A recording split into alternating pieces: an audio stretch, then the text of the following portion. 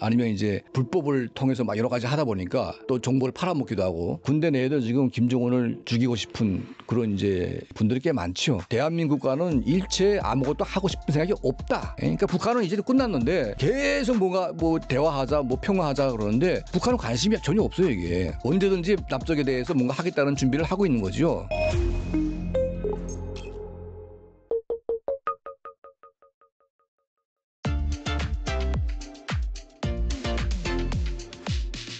그리고 2025년 들어 북한은 최고위 지도부에서 대대적인 엘리트 교체와 인사 이동이 지금 진행이 되고 있어요. 조직 지도부 라인 및 주요 부서 책임자의 잦은 교체, 권력 감시 강화 이런 것들이 이루어지고 있는데 이거 좀 어떤 현상으로 보시는지 궁금하네요. 그러니까 이게 지금 세대 교체가 될 때가 되면 이런 경우가 나오거든요.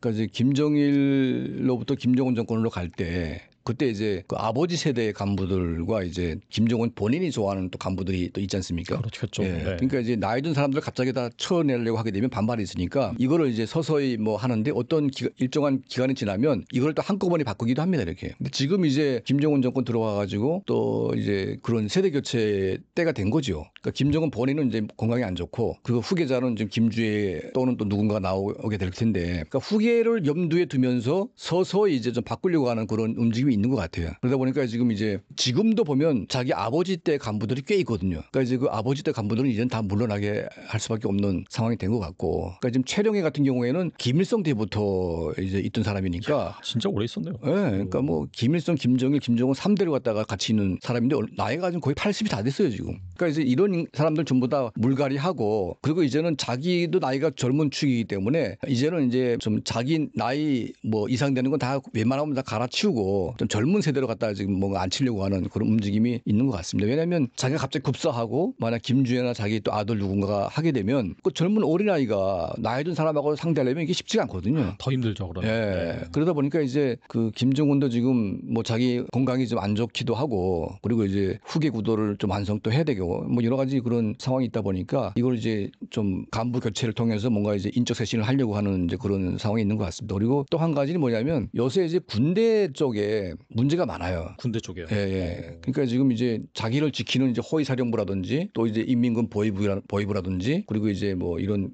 군부대 동아리 쪽에서 그 문제가 많은데 이게 약간 경제적으로 궁핍해지고 또 군부가 자기 아버지 때에는 이제 군부대 군단 단위로 이제 경제 기득권 줘가지고 사업을 또 하게 했거든요. 그러니까 이제 군인 간부들이 개인 사업을 통해서 돈을 엄청 벌었는데 이걸 잘 못하게 했습니다 지금. 하다 보니까 이제 군인들이 돈이 없다 보니까 이게 병사들에게 갈취하거나 뭐 뇌물 받거나 아니면 이제 불법을 통해서 막 여러 가지 하다 보니까 또 정보를 팔아먹기도 하고 그러니까 군대 내에서 여러 가지 경제 문제 때문에 기강이 해이해지고 군대 내에 이 비밀 정보들이 외부로 유출되기도 하고 막 이런 사고들이 많이 나다 보니까 군대를 막 쪼일려다 보니까 이제 반발이 심한 거죠. 근데 군대는 잘못 따지다 보게 되면 군대 반발이라는 건 이제 군대 이제 정변이 일어나기 때문에 쿠데타 같은 거 일어날 수 있죠. 네. 그래서 지금 김정은 본인도 이런 군대 때문에 상당히 머리가 아픈 것 같아요 지금. 그래서 지금 이걸 잡으려고 했는데 이제 군대도 지금 약간 거의 한계 상황이 오지 않았는가 하는 생각이 들거든요 지금. 그러니까 지금 그 뭐 2018년도 19년도 같은 경우에는 이제 허위사령관까지 처형시키면서 막 난리 친 적도 있었고. 그러니까 뭐 군대가 지금 그런 숙청이 너무 잦아지고 있는데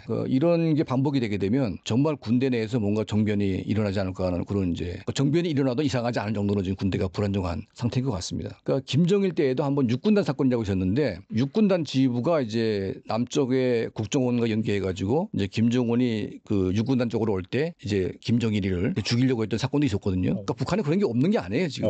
예. 그러니까 이제 김정은 시대에 와서 군부에 대한 숙청을 워낙 많이 했기 때문에 군대 내에도 지금 김정은을 죽이고 싶은 그런 이제 분들이 꽤 많죠. 그러다 보니까 지금 군대가 지금 김정은한테는 굉장히 지금 무서운 존재 그리고 이제 관리를 어떻게 해야 될지 지금 모르는 이제 한계점에 지금 오고 있는 그런 상황인 것 같습니다 지금. 그리고 최근 김여정이 우리 정부가 보낸 대북 메시지에 서울에서 어떤 정책 제안이 나오든 흥미가 없다라고 밝혔는데 바로 다음날 이 미국에는 비핵화를 제외한 다른 의제에 대해선 사실상 대화 의지가 있음을 표명을 했거든요. 이 북한의 속내는 무엇일까요, 과연? 그러니까 지금 문재인 정권 중반 지나면서 그때 문재인 대통령께서 이제 평양에 가가지고 연설도 하고 그리고 이제 그때 관계가 좋았죠. 근데 어떤 이유인지 모르겠지만 갑자기 이제 이제 대한민국과는 완전히 손을 긋고 그리고 이제 남북 연락 사무소를 갖다 폭파시키는 그런 이제 퍼포먼스를 하지 않았습니까? 그러니까 우리 정부가 국민 세금으로 지어준 이제 그 연락 사무소를 갖다 폭파한다는 것은 이건 굉장히 모욕적인 일입니다. 이게. 그래도. 예. 그러니까 이거는 이제 폭파한다는 건 뭐냐면 문재인 대통령이 평양 가가지고 뭔가 약속을 했을 거예요 아마. 그러니까 연설을 이제 시켰는데 그 대가가 분명히 있겠죠. 근데 약속을 안 지켰거나 뭔가 이제 불편하니까 이제 그걸 화풀이를 좀 했다고 보고 있는데 그때 이제 뭐 공연단이 가가지고 평양에서 공연도 하고 여러 가지 이제 이런 관계 개선을 하려고 했는데 그때 북한 내부에서 이상 징후를 발견합니다. 이게. 그러니까 북한 청년들 특히 젊은 사람들 중심으로 남쪽에 대한 열망이 워낙 강하게 지금 표출이 되는 겁니다. 이게. 그리고 이제 모든 문제의 해결의 정점은 한국과의 통합입니다. 이게 북한 주민들이 생각하기에. 그러니까 이제는 김정은 정권을 믿거나 김정은 정권을 따라가다가는 이제 쫄딱 망할 수밖에 없는 상황이기 때문에 이걸 벗어나려면 한국하고 통일해가지고 독일처럼 뭔가 한국의 도움 받아가지고 그렇게 가는 수밖에 없겠다는 이제 결론을 이제 북한 이민들이 내린 거죠. 그러니까 이제 한국하고 조금만 뭔가 하게 되면 전부 다 한국에 대한 기대감, 한국에 대한 뭔가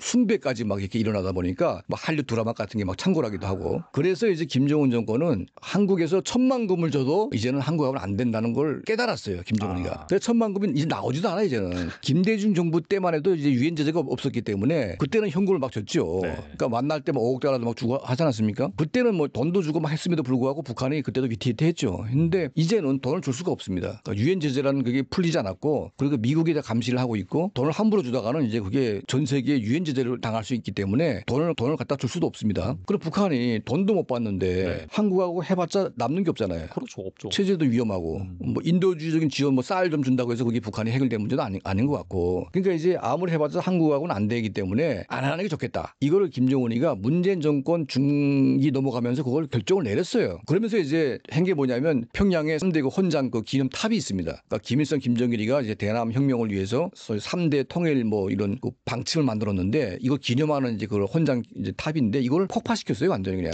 예? 그러니까 자기 아버지 할아버지를 갖다 무시하면서까지 남쪽에 대한 미련을 갖다 다 폭파시켜 버렸는데 그런 이유가 있을 거 아닙니까 이게. 그렇죠. 이유가 있겠죠. 예. 네. 그리고 윤석열 정부가 들어왔는데 윤석열 정부는 아예 그냥 북한하고는 상대도 안 했고 그래서 압박으로 가지 않았습니까? 그러니까 이거는 문재인 정부부터 윤석열 정부까지 이건 똑같은 거예요 북한은 그냥. 아예 안 하는 거죠 그냥. 그러면 이제 윤석열 정부가 탄핵돼 가지고 이제는 물러났고 이재명 정부가 들어왔는데 그럼 북한이 바뀐다? 바뀔 이유도 없고 바뀔 수도 없는 거예요 지금. 왜냐하면 이재명 대통령이 뭐 일본하고도 관계를 좋게 하려고 하고 있고 미국하고도 이제 뭐 한미 동맹 이거 한다고 하지 않습니까? 그러니까 바뀌는 게 없는 거죠. 그리고 뭐 이재명 대통령이 들어와가지고 돈을 현금을 뭐 100억 달러를 주겠습니까? 뭐 1000억 달러를 주겠습니까? 줄 돈이 없어요 여기는 사실은. 그러면 이제 자기들이 결정한 대로 대한민국과는 일체 아무것도 하고 싶은 생각이 없다. 이게 북한의 그 이제 방침이고 그게 이제 하나의 규칙화된 어떤 그런 것인데 근데 이제 우리 정부가 들어서면서 이제 계속 막연하게 이제 혼자 그냥 이제 꿈을 꾸는 거죠. 예. 짝사랑이에요, 짝사랑. 짝사랑 문재인 시즌 2가 된 겁니다 이게. 그러니까 북한은 이제 끝났는데 계속 뭔가 뭐 대화하자 뭐 평화하자 그러는데 북한은 관심이 전혀 없어요 이게. 그러면 이제 어민들이 막 그 재난 그 표류해가지고 한국에 몇 명 왔습니다. 왔는데 얘들은 북한에 가겠다고 했어요. 그래서 우리는 보내자고 하는데 북한이 반응이 없습니다. 그거 네가 알아서 해라 그냥. 보내지 말라는 거죠 그냥. 그런데 그걸 억지로 바다로 막 띄워가지고 북한 넘겨버렸어요 그냥 이렇게. 북한 단 한 말도 안 했는데. 그러니까 그렇게 해주면 북한이 좋아할 것이라고 이제 생각을 했는지 모르겠지만 그렇게 이제 했죠. 그리고 이제 확성기를 다 떼버리고. 그렇죠. 그리고 국정원 방송 이거는 이제 문재인 때에도 이 방송은 끊지 않았어요. 예, 왜냐하면 이제 굉장히 출력이 세고 또 방송 내용이 이제 김정은 정권을 겨냥한 그런 방송이다 보니까 북한 내에서 엄청나게 인기가 좋은 방송입니다 이게. 그러니까 북한의 엘리트들은 이 방송을 다 들어요 이게. 왜냐하면 김정은이를 시원하게 욕을 하니까. 그러니까 이제 그거 대리 만족을 하는 거죠. 네. 그러니까 이 방송을 끊어주면 북한이 발응할 것이라고 생각을 했는지 모르겠지만 이게 한 달 만에 그걸 다 없애버렸어요. 끊어버렸습니다. 국정원 방송을. 그러니까 북한이 막 좋아하겠지 이렇게 했는데 북한은 좋아하지도 않아요 이거를. 그럼 뭐 이미 끊었어야 되는 걸 왜 뭐 끊어가지고 생생내고 있냐 뭐 이런 식으로 지금 우리를 핀잔 주고 있고 대북 확성기를 우리가 철거를 하지 않았습니까? 그러면서 이제 북한이 우리의 철거에 대응해가지고 북한도 철거했다고 주장을 했는데 김일성이가 나와서 무슨 말을 했냐면 우린 철거한 적이 없다. 거짓말하지 말아라. 거꾸로 이렇게 주장을 했습니다. 그러니까 완전 망신사를 당한 거죠. 그러니까 북한은 확성기를 다 그대로 설치한 채로 있고 언제든지 남쪽에 대해서 뭔가 하겠다는 준비를 하고 있는 거죠. 이게 정상 국가의 모습입니다. 사실은 이게. 우리는 이제 뭐 평화도 좋고 다 좋지만 이미 두 국가는 한 국가가 한 국가에 대해서 병합을 하거나 통합을 하거나 흡수를 하거나 침략을 하거나 해서 하나가 되는 구조로 돼 있는 것이지 영원히 두 개로 남는 구조는 있을 수가 없어요. 한반도는. 그렇지 않습니까 이게. 그리고 이제 우리 대한민국 국민들은 통일에 대한 열망이 점점 떨어지고 있지만 북한은 거꾸로예요. 이거는. 북한은 통일로 가야 됩니다. 이 사람들이. 사람들이. 그러니까 모든 북한 주민들은 통일 교육을 워낙 심하게 하기도 했지만 통일밖에는 그들에게 살 길이 없어요. 그렇죠. 답이 없죠. 네. 그러니까 이제 통일 열망은 북한에 더 있는 겁니다, 이게. 근데 이제 그 통일 안 하겠다 그러니까. 그러니까 북한의 모든 열망을 다 끊어버린 상황이 돼버렸으니까 자, 그런 상태에서 우리 대한민국이 통일 관두고 평화 정착하자. 그럼 이거는 북한 주민의 열망에 산물을 끼얹는 거죠. 그리고 이제 이재명 대통령께서 이제 뭐 여러 가지 연설을 하시는데 이게 발언을 좀 약간 좀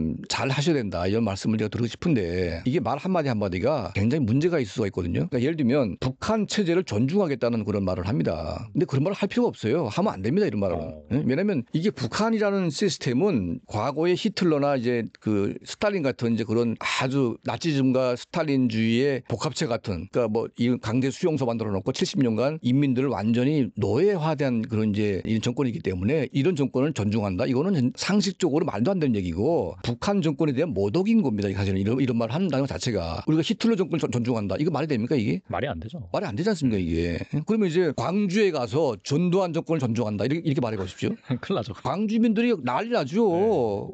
말이 되는 얘기입니까 이게? 그 광주에 비교하겠어요? 북한 지금 상황이? 더 심하죠. 거기. 거의 떼죽음 상태인데 광주는 한 번 하고 끝났지만 거기는 계속 지금 사람들이 지금 죽어나가는 상태이기 때문에 그런 사람들 앞에서 그 체제를 존중한다고 그러는 거는 북한 인민들이 굉장히 분노할 수밖에 없는 겁니다 이게. 그리고 북한 인민들 자체가 지금 통일 열망이 훨씬 더 강한 사람들한테 북한이 통일하지 말자고 해서 북한의 노선을 따라간다는 것은 이거는 북한 주민들에게 등에다가 칼을 꽂는 거죠 이게. 그래서 대통령께서 이런 발언들을 좀 신중하게 해야 된다. 그리고 이제 발언할 때 항상 북한 정권이 아니라 그 정권에 의해서 고통받는 북한 동포들에 대해서 메시지를 보내야지. 그 동포들의 심정을 이해하고 동포들의 아픔을 같이 하고 그들의 생활을 개선시키기 위해서 그들의 자유와 민주주의를 위해서 대한민국이 도와주겠다.